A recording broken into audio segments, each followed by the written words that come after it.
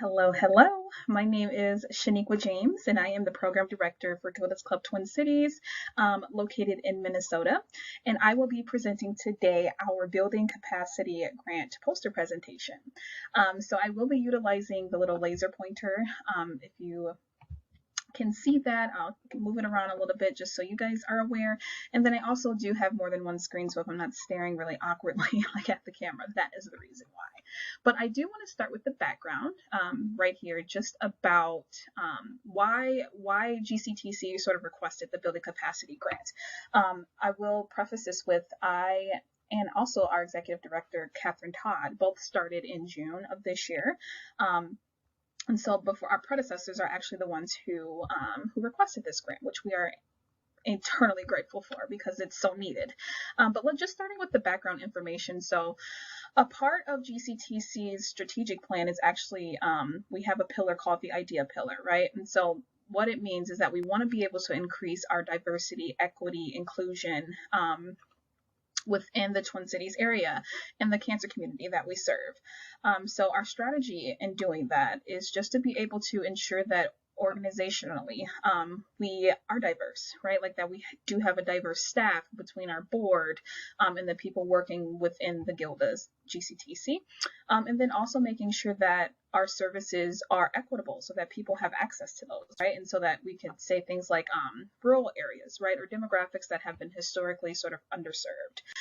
And so that is a part of the reason why we do have this pillar, because we recognize that there's some work to be done when it comes to increasing that idea, right? Like that inclusion, diversity, equity, and things of that nature. So moving forward, going on to the aims portion of things, who is it exactly that we want to target, right? So as I mentioned before, there are demographics in Minnesota that we are not serving right now that are impacted by cancer heavily. One of those communities, just as an example, would be the African American community, right? And a part of that issue is our location. Maybe our location is just not accessible to people of these underserved sort of demographics. So again, our predecessors were able to identify who is it exactly that we're aiming to really increase access for when it comes to the Building Capacity Grant. So if you read here under the aims area, and I'll just read it really quick, but communities of color are statistically hit harder by cancer, yet often have less access to it, right? And we are aiming to reach these communities and provide them with the support that they need, right? But we also want to make sure that that support is culturally relevant and appropriate. And so that takes more than us just sort of going, hey, right? That takes a little bit more. It takes us going into the communities, sort of providing culturally appropriate services to people in these communities and making sure that it fits with the need. So moving on to the methods, right? So how do we actually get into these communities, right? Again, we have to increase our board diversity. We have to increase our staff diversity, right? We have to increase our facilitator diversity. And we want to be able to go into these communities where people who have been historically underserved to provide the services needed for all of those impacted by cancer. So the methods that was chosen, again, when we were thinking about getting this Building Capacity Grant are those of establishing an idea task force, right? And so this task force would be comprised of people who are in these communities, leaders in the communities, community members who understand the need, especially around cancer, for those impacted by it, right? And what that diversity and equity could really look like. People that, task force that we could go to and sort of check in with and help us sort of develop policies and procedures, right? Helps us brainstorm how we can get into these communities and serve these populations. And so that sort of leads us into, if we look again, so establishing the idea task force and then creating that roadmap. So again, just like I said before, that's just going to be, how do we do this, is what that roadmap would be. And then one of the top things, I think, especially when you do have a lack of diversity on staff, boards, facilitator, things like that, is training the staff and board. I don't think that's the only thing that you have to do. I think you have to go beyond just training, but I think training is a really good first step. I think you have to have that very basic knowledge and understanding of why diversity, inclusion, equity, and those things are important to begin with in order to serve these communities. And then one of the goals on here that I really love is creating an equitable foundation for GCTC, which is something that we do not have at this point, obviously. And then increasing diversity in GCTC membership. If you look over here, and I'll go over that a little bit more later in the presentation, but there is a real lack of diversity within our membership, right? So our primary people served are white women between the ages of 40 and 70. That would be our primary demographic. And again, when we think about Twin Cities, it's a really diverse area. The Twin Cities is incredibly diverse, and for that to be our primary demographic, to me, that sort of says that we aren't serving the Twin Cities the way that we really could be, honestly. And then the last one, of course, is establishing and expanding programming that is culturally appropriate and sensitive to the communities that we serve. So moving on to the results area, again, my little laser pointer that I found earlier. And I'll just read this off to you guys. But July 2020, we started the Community Conversation series, which our first one was actually Community Conversations, Navigating Cancer While Black. We had an amazing turnout for that. I was actually the facilitator for that. We included a panel of people impacted by cancer and just some of the barriers, right? And some of those, some of the things that are like preventing people from getting really good care as it pertains to being Black and navigating cancer. And that has been a continued sort of series that we put on. And so that's moved on to community conversations with the LGBTQTIA plus community, right? Looking to do one for the American Indian community, a Native American community, right? And just so on and so forth. So that has been a really good series, and we continue to hold those, we record those and put them on our YouTube. And again, reaching out to people in the community who can sit on these panels and like really give us the real about what it is like to navigate cancer and healthcare systems, you know, being a person of color or being in just a demographic that is historically underserved. And so again, this just sort of covers, you know, what specific topics and different community conversations that we have had. In addition to that, we have developed a monthly African American Cancer Connection group as well as a Pride group. I don't think that is enough.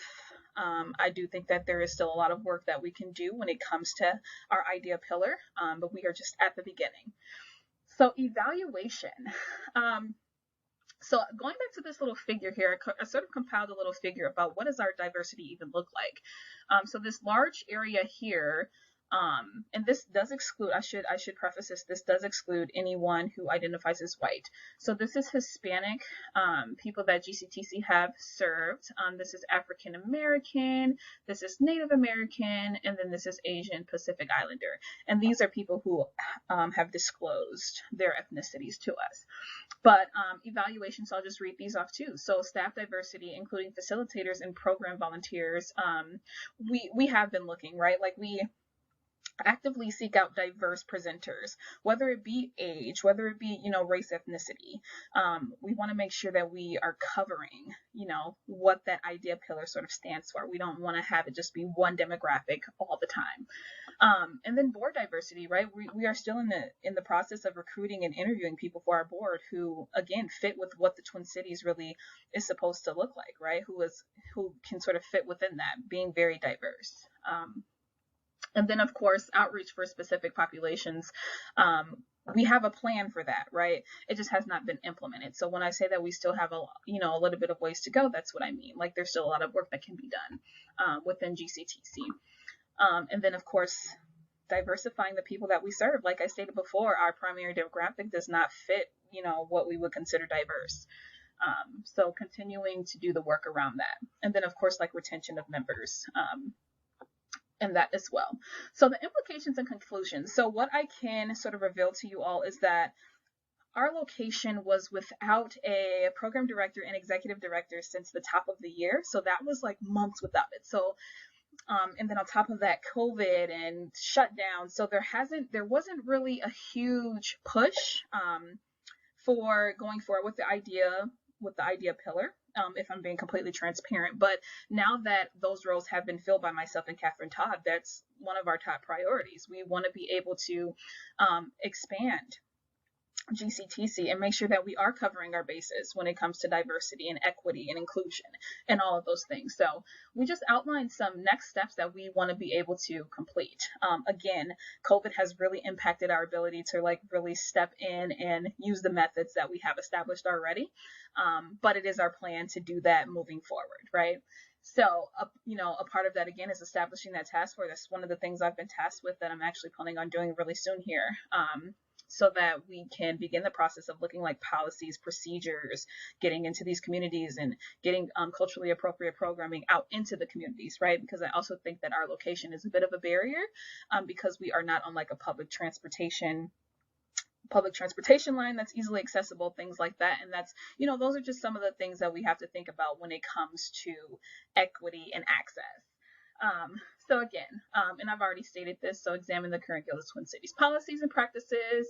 Outreach. I love outreach. I love talking to people, right? And again, that just goes back to me talking about going into the communities so that we can expand that programming and our reach. And then, of course, begin to outreach and collaborate with underserved community members to increase access to program in person and virtually.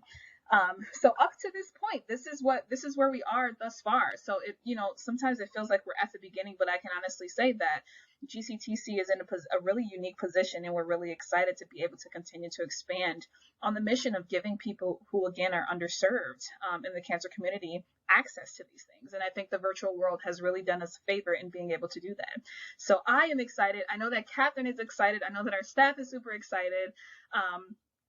To be able to just do the work. That's all we want to do. We want to be able to do the work, and we're really passionate about it, so it's really enjoyable. But I know that I went over time just a little bit, so I'll go ahead and end this, but thank you guys so much.